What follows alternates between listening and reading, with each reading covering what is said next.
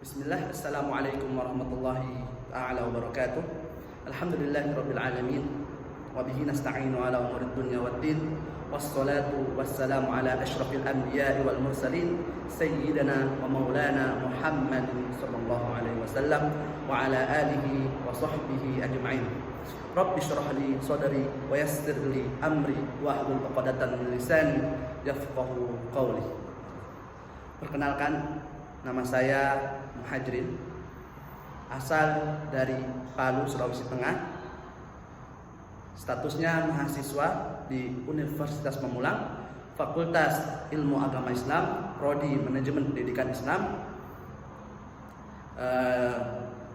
kelas CK001 atau disebut dengan kelas hari Kamis, dengan nomor NIM 24. Syukur atas kehendak Allah Subhanahu wa taala, yang mana Allah Subhanahu wa taala telah memberikan kepada kita berbagai kenikmatannya, di antaranya itu nikmat iman, Islam, taufik serta hidayahnya, sehingga saya dapat menyelesaikan makalah ini tepat pada waktunya. Dan saya juga mengucapkan terima kasih kepada dosen pengampu di mata kuliah tahsin dan tahfiz, yaitu Ibu Khadijah, SPDI MA,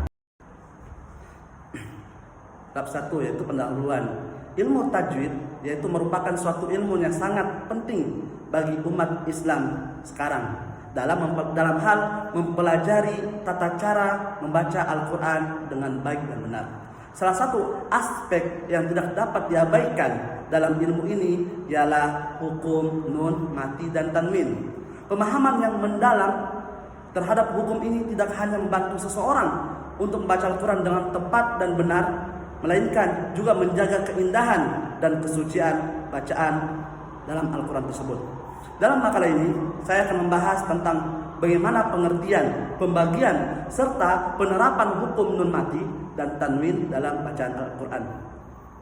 Next, yaitu lanjut ke materi selanjutnya, yaitu pengertian nun mati dan tanwin. Apa sih pengertian nun mati dan tanwin? Pengertian nun mati dan tanwin ialah, nun mati ialah huruf nun yang tidak berharokat atau biasanya kita sebut yaitu nun yang bersukun. Nun mati dapat ditemukan di tengah atau di akhir sebuah kata di dalam ayat Al-Quran.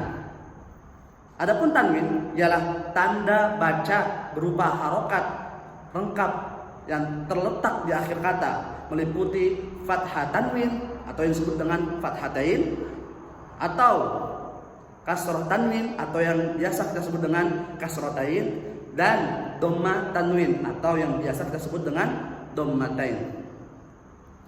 Hukum nun mati dan tanwin mengatur bagaimana cara melafalkan kedua unsur ini ketika bertemu dengan huruf-huruf tertentu di dalam Al-Quran. Terdapat 4 hukum utama yang mengatur pelafalan hukum nun mati dan tanwin. Adapun 4 hukum tersebut ialah idhar halqi, idgham, iqlab, dan ikhfa. Hukum pertama yaitu hukum idhar halqi. Apa sih yang dimaksud dengan idhar halqi? Bagaimana pengertiannya, bagaimana bacaannya, serta contoh-contohnya? Pengertian izhar yaitu berarti dengan jelas dan terang. Dalam tajwid, izhar halqi berarti menampakkan atau membunyikan nun mati atau tanwin dengan jelas tanpa suatu perubahan ketika bertemu dengan huruf-huruf halqi. Huruf-huruf izhar halqi itu ialah yang pertama hamzah atau disebut dengan a. Yang kedua ialah ha. Sedangkan yang ketiga ialah ain.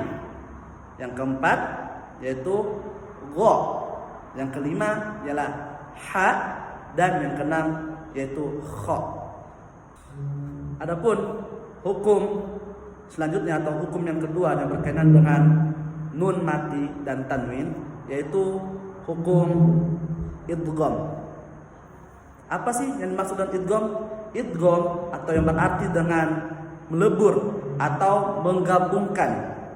Hukum ini berlaku ketika atau apabila nun mati bertemu dengan salah satu huruf idgham yang terdiri dari 6 huruf yang mana huruf-huruf itu tersebut dibagi menjadi dua kelompok. Masuk dua kelompok ini ialah idgham bi gunnah dan idgham bila gunnah. Kita ambil kelompok pertama atau kelompok satu, yaitu idgham bi gunnah. Apa yang dimaksud dengan idgham bi gunnah? Idgham bi gunnah ialah apabila nun mati atau tanwin ataupun tanwin, baik itu fathatain, kasrotain, dhammatain, bertemu dengan salah satu huruf idgham bi gunnah, yaitu ada 4 huruf, yaitu yuminu. Kalau kita singkat dengan yuminu. Apa itu yuminu? Ya, waw, mim, dan nun. Adapun contoh-contoh di dalam Al-Quran yang berkaitan dengan idgham bi gunnah banyak sekali. Di antaranya yaitu A'udzu billahi minasyaitonir rajim. Wa man yaf'al dzalika fa ulaika humudz zalimun. Yang manakah huruf atau hukum idgham bi gunnah di dalam ayat ini? Yaitu nun mati bertemu dengan salah satu huruf idgham bi gunnah, yaitu ya.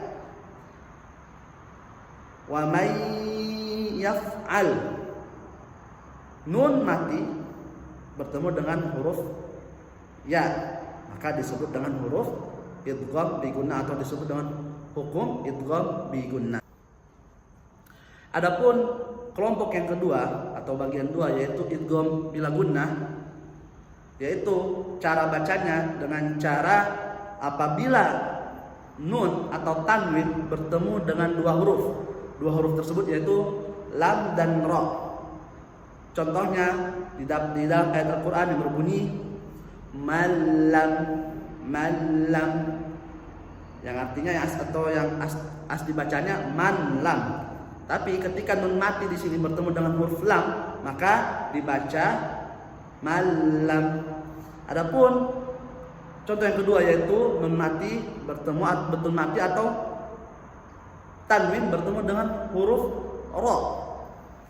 Contohnya dalam ayat Al-Quran yang berbunyi Ghafurur Rahim. Di sini nun mati yaitu nun atau harokat dhammatain yang di huruf ra, ghafurun, bertemu dengan huruf ra selanjutnya yaitu rahim, maka dibaca dengan Ghafurur Rahim. Adapun hukum bacaan yang ketiga dari bab hukum nun mati dan tanwin yaitu iqlab. Apa sih maksud dari iqlab? Bagaimana cara membacanya? Baik, iqlab di sini berarti atau maknanya mengubah atau mengganti.